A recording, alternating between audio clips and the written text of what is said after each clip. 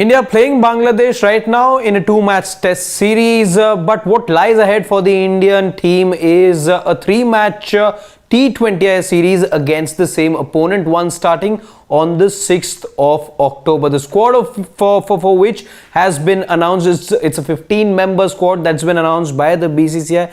Let me quickly run you through what the squad is like. We'll tell you then about what is it that we can learn from this Indian squad. I'll be joined by Siddharth Gulati, Nikhil Nas, Shashwat Balla, all my dear colleagues will be pitching in with their thoughts. But let me quickly run you through the Indian squad, the 15-member Indian squad for the T20I series. Captain of the series, much like we saw against Sri Lanka, which was the last T20I series, India played Suryakumar Yadav. So the biggest takeaway right now, Hardik Pandya is no longer your T20I captain. Something that we saw in the previous series also, it's been continued, and clearly again a big message that going forward, Suryakumar Yadav is your man in the game's shortest format. What's gone wrong with Hardik Pandya and continues to go wrong is something we'll probably deliberate upon. Abhishek Sharma, Sanju Samson, your designated wicket keeper over there. Rinku Singh, Hardik Pandya, Riyan Parag, Nitish Kumar Reddy, Shivam Dube, Washington Sundar, Ravi Bishnoi, Varun Chakravarti, Jitesh Sharma, the other wicket keeper included in the 15-member squad. Arshdeep Singh, Harshit Rana, and the speedster in Mayank Yadav gets his maiden India call-up. A guy we've all been very excited about for his express pace. In excess of 150 Ks is what we saw him crank up in the IPL. Everyone wanted to see him at the international stage. How many games he plays is something we'll have to wait and see, but a maiden call-up for Mayank Yadav. But the other big takeaway, and that's where I'd like my colleagues to come in, is that much like we saw for the test series, in this one as well, there is no designated vice captain in this 15-member squad. The test series though, there wasn't anyone named. Shubman Gill in the previous series was named as the designated vice captain when you played against Sri Lanka. However, in Shubman Gill's absence, there is no designated vice captain. Siddharth is with me right now. Siddharth, your assessment of the squad? I think it's a good squad, I think, to begin with. And first of all, I think it sees the return of Nitish Kumar Reddy. Obviously, he was a part of the Zimbabwe series, got injured just ahead of the series, but then once again he's back to full fitness. Played in the Dulip Trophy also. So yes, he is once again back in the T20I squad. Then obviously it sees the return of a certain Varun Chakravarti, who played for India, who's going to play for India after a long time. But what really excites me is Mayank Yadav. Obviously, we saw flashes of what he can do in the previous edition of the Indian Premier League. So yeah, this goes on to show that obviously India do place a lot of trust in him. He's also a part of the BCCI fast bowlers contract. But what excites me about this squad the most is that it has three pacers in Arshdeep, Harshit, and Mayank Yadav, and at the very same time you have three pace bowling all-rounders here. So you have a Hardik Pandya, Nitish Kumar Reddy, and Shivam Dube. And I think if this is something, if this squad is like something to be believed, I feel that India is going to invest a lot more in their all-rounders going ahead, be it the pace bowling all-rounders or the spin ones. Yeah, Nikhil also with me right now. Nikhil, your thoughts about the squad? Any misses over there? Any player that you were looking at very closely and hasn't made it to the squad? Well, there are some very big misses. There is no Yashasvi Jaiswal, there is no Shubman Gill, there is no Akshar Patel, there is no Mohammad Siraj. Now, I understand that no Kuldeep as well. Do I add that name as well? No, I do not add that name because I've carefully looked at the last squad and Kuldeep wasn't there. So I'm just sticking to the four names that I've just taken in Akshar Patel, in Yashasvi Jaiswal, Shubman Gill, and Mohammad Siraj. Now, these were your four players that were part of your previous T20I series that India played that happened versus Sri Lanka. And they are not part of this. Of course, if you look at the test squad, you might take the names, of some of the players that are there in the test squad, but a lot of them, remember, have given up on T20 cricket. The four names that I've taken are four players that are still keen on playing T20 cricket going forward and were part of the last T20I series that India played. Now, I know the only logical explanation, obviously, clearly, Shubman Gill is not dropped. Yashasvi Jaiswal is not dropped. Akshar Patel is not dropped. Mohammad Siraj is obviously not dropped. So I think the one major factor, this is not the T20I year or the cycle going forward. There's not too much importance to be given to that particular format. There isn't much that you're going to be playing. So probably utilizing these matches to give youngsters a lot of chance. Also, these 4 players that I mentioned are currently part of your test squad. There's a busy test season ahead. So there was no need to have them involved. But yeah, if you talk to me about the biggest names missing, are these 4 names. Yet I understand the reasoning why that they are out. And there is no surprise in that at all for me. So that's the first thing. Interesting to note those few, there are 2 players that are making a comeback. Jitesh is one of them, only gets a chance because Rishabh Pant, the 5th name that I would add to that list is Rishabh Pant, because he was also part of that T20I series. So 5 of these regular T20I players are not there. So it's only because Rishabh Pant, like Akshar, like Siraj, like the rest of them that I mentioned, they've been rested. So now you've had a Jitesh make a comeback because of that.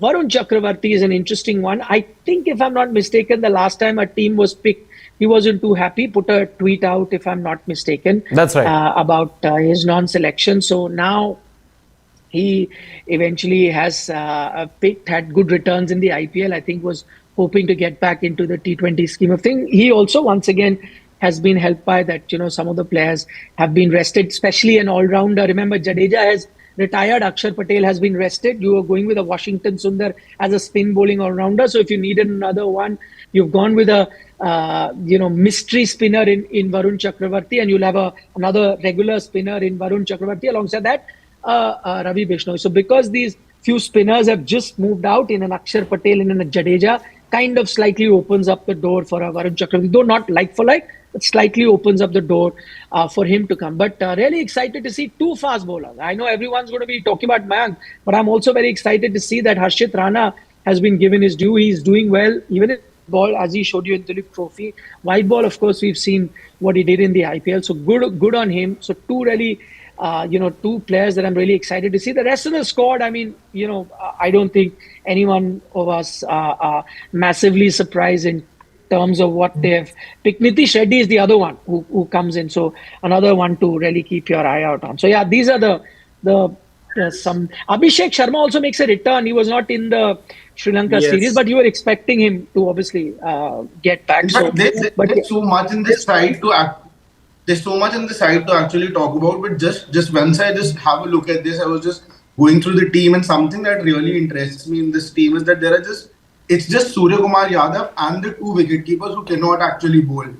Everyone else can actually sort of chip in with the ball. So that is something really, really interesting that I got to see in this team. That it's just Suryakumar Yadav and 2 wicketkeepers. Apart from that, everybody else can sort of chip in with the ball, and Rinku Singh as well. And I counted Rinku Singh because he can sort of bowl. He has also now talked about that. You saw him in the Sri Lanka series also. That's why. So that is something that is really, really interesting. Moving ahead, that clearly means that you want more all-rounding options in your side.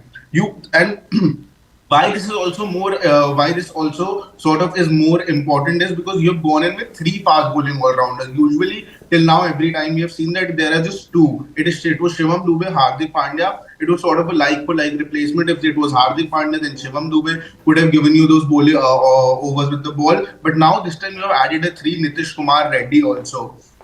Mayank Yadav also, I just feel it's just very, very soon that you have sort of fast-tracked him into the Indian side, because not too many games did we see from him in the IPL. After that, he was injured. He was at the NCA. He did not play any cricket after that. He did not even play the Delhi Premier League. That happened because in NCA he was constantly, he was told to bowl 8 to 10 overs every day so that he got that match fitness. And then there were reports very recently that he might see him playing for Delhi in the Ranji Trophy team, in the Ranji Trophy also. But what I'm pretty sure about Mayank Yadav is that there was a lot of work going behind Mayank Yadav in all these months. The team and the management, everyone had their eyes very closely on Mayank Yadav. Everyone wanted to see him playing for India, and that is why there was so much work and so much. He was just at the NCA for so many months, working on his fitness and sort of getting match ready to play for India.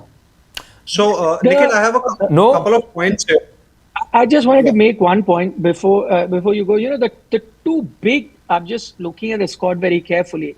I think the 2 players that we're definitely going to talk about. In fact, I can add the third to that, which I always thought are going to be in contention, haven't been. No Rituraj Gaikwad. I don't see his name on I the was list. about to come to that only. That's one. No Ishan Kishan, by the way. So Yeah. while his in that sense, the punishment is kind of technically over. The exile is over, but not yet when it comes to the Indian national team. I think that's something that they've taken into account. And no Tilak Verma, by the way, the other one. There's no Khalil as well. Yeah, no Khalil. I saw that, but I think because they're kind of looking at Khalil in the test format because he's been taken into the squad. That's why I can understand that logic. But I'm looking at the other ones in Tilak Verma, in Ruturaj Gaikwad, and Ishan Kishan, who are not in your scheme of things for test matches. The rest of them, because this is not the T20 year, you're going to probably use them in test match cricket. They're very close to being part of that 11. That's why I understand.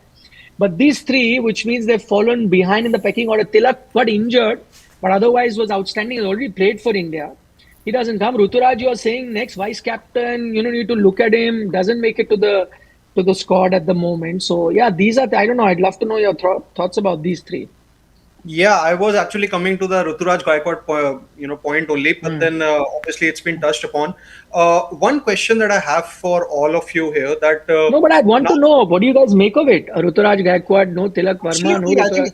I'm surprised with the exclusion of Ruturaj Gaikwad. See, the way he did well in the Zimbabwe series, I pretty much thought that he is going to be in the scheme of things for the Sri Lanka series too. That wasn't really the case. But then one of the best things that we saw of Ruturaj Gaikwad in the Zimbabwe T20I series shortly after the T20 World Cup was that he was flexible. Like, he could have batted at in the at the top order also. He batted at number 4 also, and he was actually able to change his game accordingly. So with him, there was some kind of flexibility that he showed in that series, and I thought that maybe an indication was given to him that come any of the future series, you might just be tried at at any position that the team feels is going to be right for them. So that's where I feel I'm a little surprised with his exclusion. Same is the case with I think Tilak Verma also, but in case of I think Ishan Kishan, we also have to take this thing into consideration that the Irani Cup is going to finish on 5th of October and the T20 series starts on October 6th. So maybe I think that played a role in him not being selected. So again, I think Ishan Kishan, it's really, really surprising, specifically Ishan Kishan and Rituraj Gaikwad both, because I just again looked at this side. There are not too many opening options in the side also. You might just go with Abhishek Sharma and Sanju Samson to begin with, but apart from that, there is nobody else you can actually open the innings with. So you definitely needed somebody to sort of open the innings as a backup opener. Also, we saw that in the test team also that you did not go with the backup option, with the backup opening option, because that I think that's where we also talked about that you have KL Rahul and Shubman Gill, who if need be can sort of fill in. Also, Sanju doesn't even open for his franchise. So exactly, but there is nobody else you can actually open with in this Indian team. Yeah, which is why it's surprising. So forget backup; they've only actually gone with one. So that's why Ishan Kishan and Ruturaj both I would have wanted them to be in this side. Jitesh Sharma actually, when Jitesh Sharma comes in, this really indicates I'm again not sure if Ishan Kishan's punishment in that sense from the Indian team is over or not, because going back to Jitesh Sharma sort of really means that you're going way back, because Jitesh Sharma, he was in the team for a very brief period. Then you had Rishabh Pant, Sanju Samson, Ishan Kishan also. So all these people sort of did not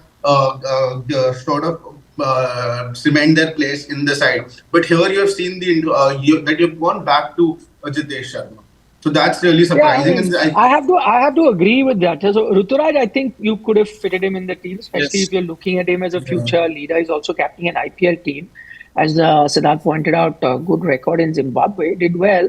And you don't have too many openers. So I could agree that if you had plenty opening options, regular openers, then he misses out. That's another thing. That's a surprising bit.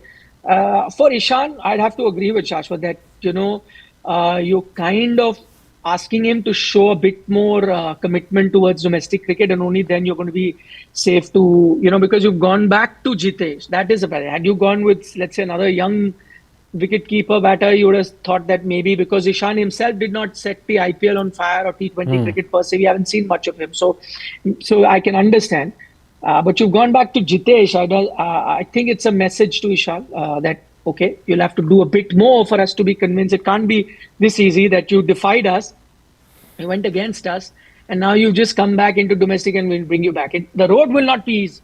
You can come back, but you'll have to still prove to us that you are really committed towards but don't you think that it's just getting, I don't know what exactly is the issue with Ishan Kishan now, because I think this is just pushing it a little too much, because again, Jitesh Sharma, when he sort of came in the Indian side, I really like the way he approached T20 cricket and all of that. But now Jitesh Sharma was out of the pecking order. It's not even that he's too young as a player. It's not like he's a youngster in the as age is concerned. And also he did not have a very good IPL. It wasn't a great IPL. There were instances where his batting number was also changed in the side, and he was given the vice captaincy there also. But after that, again, he was not given the leadership because he was not performing well. So Jitesh Sharma, going back to Jitesh Sharma, it just seems to be a very desperate move that you do not have anybody else whom you can fit in. So that's why you have gone with Jitesh Sharma, leaving an Ishan Kishan out, who has recently not. That's what I'm trying to say. If there was a two things. It's not that Ishan probably has a great IPL. That's another way you look at him. How is it that you suddenly go back to Ishan as well, right? It's not that he had an outstanding IPL and you said, oh, a better player. That's one. And secondly, that's what I said, that it can't be this easy. I'm assuming, and it's not assuming now, we all know that the BCCI did take a very stern stance with what he was doing. They told him to play, he said no, and he went and he was practicing there, in Baroda, and then came back in time for IPL. Obviously, they've taken a note of those things. So what happens? Like if there is a punishment to be meted out, not a punishment or kind of a lesson to be taught, that you come back, play domestic, then we'll bring you. How can that be done so easily? So you come back and play one tournament and now it's done. Maybe not. So we don't know when. Maybe they have to see a much more committed Ishan Kishan for domestic cricket, to be playing in domestic cricket for some time, and then they say, okay, now we've seen enough of him showing that commitment. Now we can truly trust him to be back and be committed and not just look at IPL. And now so we'll allow him. So maybe that may take a little bit more time. He may get more chances because, as I said, they're going to keep the Test boys and the ODI boys aside and keep the T20 as a young team. In that sense, maybe he might get a chance or two if he continues in this vein of showing or making the right noises in terms of his commitment to the game. Then he maybe comes back. True. I think I have a question here that like as much as we would be glad to have Hardik Pandya in the T20 squad, where does it leave Hardik Pandya's potential Test comeback? See, if he is to play all the 3 T20Is on 6th, 9th and 12th in Gwalior, Delhi and Hyderabad, which means that he would not feature in the first round of the Ranji Trophy, which is going to begin on 11th of October. So if he had to possibly make a test comeback in the New Zealand series, then he would have definitely been there, or he would have definitely been asked by the BCCI to be there for the first round of the Ranji Trophy matches. So with this selection, what I personally feel is that I don't think that we would see Hardik Pandya possibly making a Test comeback in the New Zealand series. And if he's going to be, let's say, selected for BGT or not, that's something that remains to be seen. But then I don't know how much India, what are India actually looking at as far as Hardik Pandya goes? Are they really looking at him as of now a white ball white ball format all-rounder, or are you really serious about having Hardik Pandya back for the New Zealand Tests and the high voltage Border Gavaskar Trophy? I mean, nobody knows. I mean, see, again, that he will play Test cricket is also conjecture, right? We don't know as far as that whether he will play or not. The second bit is that maybe that even if they were going to bring him into red ball cricket, it would have started from the Border Gavaskar series only. So, which is why you would not need him as such. I think what you want to do now is have him play cricket. I mean, I was interestingly reading comments made by Parthiv Patel, who comes from the same state, not the same Ranji team as Hardik Pandya, but comes from the same state. And he also doesn't believe that Hardik can make a Test comeback simply because he believes his body can't take it. His body cannot take the rigors of 5-day cricket. So again, as I said, the jury is out. We don't know. There is a reason he's been also with red ball. Nikhil, in the very same interview that he was talking about Hardik Pandya, did he also not say he was practicing with the red ball because there wasn't enough white balls around, which is why he was practicing with the red ball? No, I don't think he said that. I think he said that that he's just getting into shape. I don't know. I didn't read it. If it was there, I'm not too sure. But I don't remember reading that. Possible, I don't know. I find it really hard to believe that Hardik Pandya cannot have enough white balls to practice with. I really find that. Even this can be possible that because the red ball sort of swings a lot, so you want to get that confidence. You bowl with the red ball, you feel better, and then that you can replicate. Yeah, but then if that is not your intention, then you might as well not get used to that extra swing. And then might as well get used to the swing that you'll be bowling with. I mean, if you're only going to employ that kind of deliveries or that kind of situation, you're going to encounter it, then you practice it. No point trying to control that extra swing and then with the white ball, you're thinking it'll swing that extra. Doesn't make sense to me. But again, as I said, at the moment, we've not heard from Hardik or from the BCCI saying that he's going to play. We don't know. But as I said, even if they're going to use him, they're going to use him sparingly. So I don't see him going through the rigors of Ranji Trophy and, because I think the demand here is a bit in reverse. I mean, like most other players are keen to play. Hardik made it very clear that his body can't take that load, but maybe they see a need for him, at least for the WTC final. And so they're looking at it like that. So how they use it so that he's ready for that WTC is still enough time. So I don't think this Ranji Trophy matches or him missing those matches will really tell us what his test future is. I wanted to talk about Mayank Yadav and wanted to ask all of you here that don't you think that it's just a little too raw and a little too fast to get him into the Indian side? I know that the express pace that he gets, definitely he has that X factor, the lines and lengths, he's very consistent with that also. But again, isn't it that it's just that we have a very, very small sample size. It's not even a full IPL season, it's just a couple of games in the IPL. And definitely for his for the management of his injury, he would have definitely worked in the NCA. I don't think so that his pace as such would have dropped, and that's the reason we have seen him in the side also. But all in all, don't you see it's just a couple of games where we have seen his consistency and his pace, and we have gotten him up on the got him in the Indian team.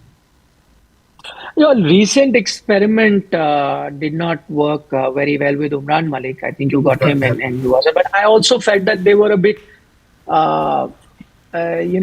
less patient with an Umran. They did not give him the run that he does. Plays a match, gets hit for 2 sixes in 1 over, doesn't get another over to bowl. So I mean, if you that's how you're going to take it, then maybe not the right time. If you have a captain who's ready to gamble on him, knowing fully well that he can be expensive on certain days, but can win me matches, and then you give him a longer rope, then maybe it can work. But, then that's the thing, that it's a very fine line. There is no right or wrong answer. When do you use him? I personally, if you ask me, I get excited with really quick, fast bowlers.